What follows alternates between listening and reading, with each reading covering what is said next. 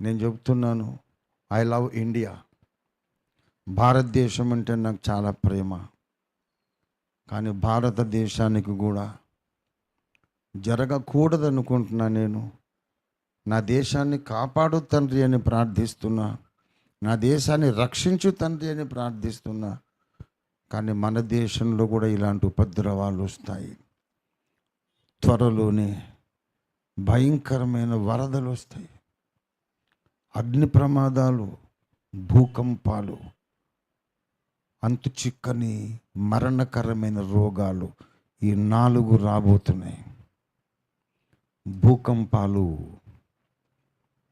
వరదలు, అంతు చిక్కని రోగాలు, అగ్ని ప్రమాదాలు. గుర్తుపెట్టుకోండి. We are not happy, but this will happen. ఎందుకు తెలుసా? యేసును ద్వేషిస్తున్నారు, యేసును దూషిస్తున్నారు.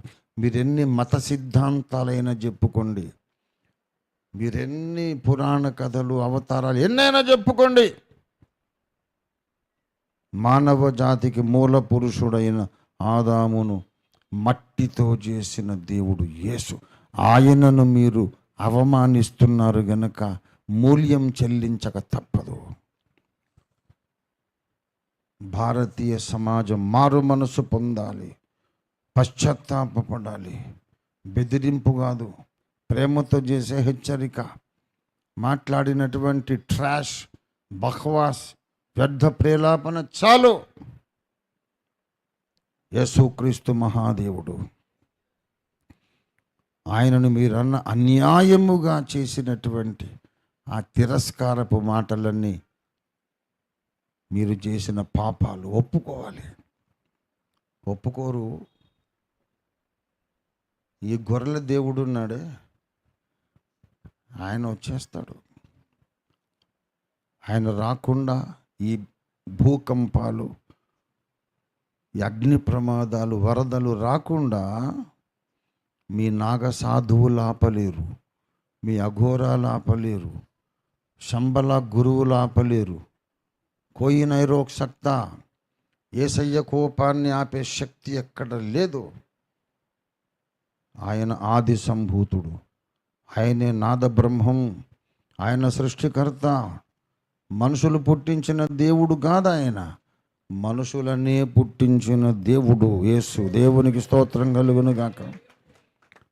మారు మనసు పొందండి అని ప్రేమతో చెబుతున్నాం. మీ ప్రియులు ఎవరైనా చనిపోతే మీరు బాధపడకండి. రక్షణ పొందకుండా ఎవరైనా చచ్చిపోతే బాధపడండి. రక్షణ పొందిన మీ ప్రియులు చచ్చిపోతే వాళ్ళ అదృష్టవంతులని గ్రహించండి. రాబోతున్న ఘోరమైన అగ్ని ప్రమాదాలు, జాతీయ విపత్తులు చూడకుండా వెళ్ళిపోతున్న అదృష్టవంతులు. కీడు చూడకుండా నీతిమంతులను ఆయన తీసుకుపోతాడు. వచ్చేవి మంచి రోజులు కాదు, వచ్చేవి చాలా భయంకరమైన దినాలు. కనుక అంతటా అందరూ మారు మనసు పొందాలి. క్రైస్తవేతరులు, ఇతర ధర్మాల్లో ఉన్నవాళ్లే కాదు, క్రైస్తవ సమాజములు అందరూ మారు మనసు పొందాలి. గొర్రెల దేవుడు ఎవరి దేవుడు అనుకున్నారు? ఆయన అందరి దేవుడు, అందరి న్యాయాధిపతి, సకల దేశములకు భూలోక న్యాయాధిపతి యేసు. ఆయనకు తన పర భేదం లేదు. క్రైస్తవ దేశాలు అని పెట్టుకున్నా, క్రైస్తవేతర దేశాలని పెట్టుకున్నా, అందరి తీర్పరి యేసు ప్రభువే. ఎవరైతే అన్యాయంగా మాట్లాడుతున్నారో వాళ్ళని తప్పకుండా దండిస్తాడు ఆయన. ఆయనకు కోపము రాకముందే, ఆ కోపము మన మీదికి దిగి రాకముందే, ఆ కోపాన్ని వ్యక్తపరచకముందే న్యాయముగా ఆలోచించి, యేసు ప్రభువా నిన్ను గూర్చి మేము మాట్లాడిన మాటలు చాలా తప్పు, పొరపాటు, మమ్మల్ని క్షమించు అని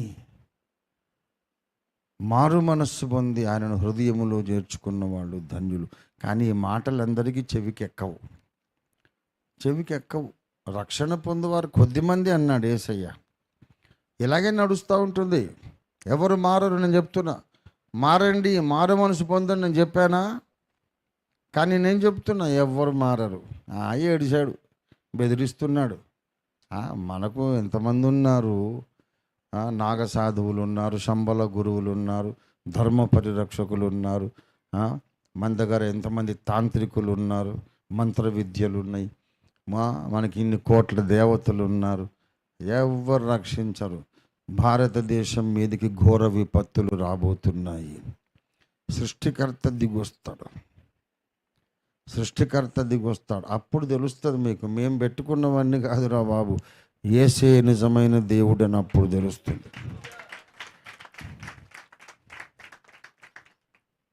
ఒక 10-15 సంవత్సరాలే టైం, ఒక 15 సంవత్సరాలు మ్యాక్సిమం కథ మొత్తం అడ్డం తిరుగుతుంది.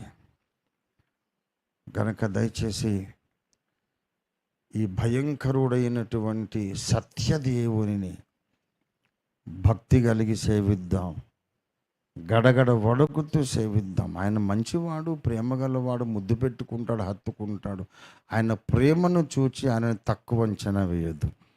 ఆయన దీనత్వాన్ని, సాత్వికాన్ని చూసి ఆయన తక్కువ అంచనా వేయొద్దు. 3 మేకులు పీక్కోలేదు, అది చేయలేదు. మాట్లాడేవాడికి బుద్ధి జ్ఞానం ఉందా? అసలు బుద్ధి జ్ఞానం ఉందా? న్యాయంగా మాట్లాడుతున్నాడా విధవా వాడు? ఒకడెవడో బాణం వేస్తే బొటన వేలుకు తగిలి చచ్చిపోయాడు ఒక అవతార పురుషుడు. ఈయన కనీసం 3 మేకులను అక్కడ ఒకటి కూడా లేకుండా పోయాడు. అనొచ్చుగా మేము. ఏంటా విమర్శ? వ్యర్థ విమర్శ. 3 మేకులు 6 మేకులు కాదురా విధవా. ఋగ్వేదములో చెప్పినట్లు యజ్ఞ ప్రజాపతి అనే మాట నెరవేర్పుగా విరాట్ పురుషుడు యజ్ఞమైనాడని చెప్తే చెవులు ఏమైనాయి నీకు? వినబట్లా? అంటే నెలకు వాడిచ్చే జీతానికి వీడు ఎప్పుడు క్రైస్తవులకు వ్యతిరేకంగా మాట్లాడుతున్న పనికి మాల కుక్క. నెలంతా రోజంతా క్రైస్తవులకు వ్యతిరేకంగా మొరుగుతూ ఉండురా, నెలకు 50,000 ఇస్తానని పెట్టారు వాడిని.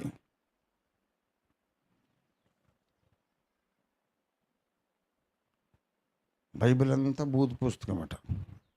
భయంకరమైన కంపంతా వాళ్ళ దగ్గర పెట్టుకొని, గుడి మీదనే భయంకరమైన బొమ్మలు పెట్టుకొని, దేవతల విగ్రహాలు కాదు, రతిభంగిమలు పెట్టుకున్నారు గుడి మీద.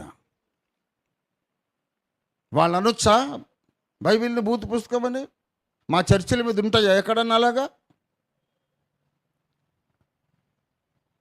అన్యాయంగా విమర్శిస్తూ, సిగ్గు లేకుండా నెలకు జీతాలు తీసుకొని అన్యాయంగా విమర్శలు చేయడము, నవ్వుకోవడం, వెకిలి నవ్వులు నవ్వడం. దేవుడు ఎంతసేపు ఊరుకుంటాడు? లాస్ ఏంజలీస్ ఇండియాకు కూడా హెచ్చరిక.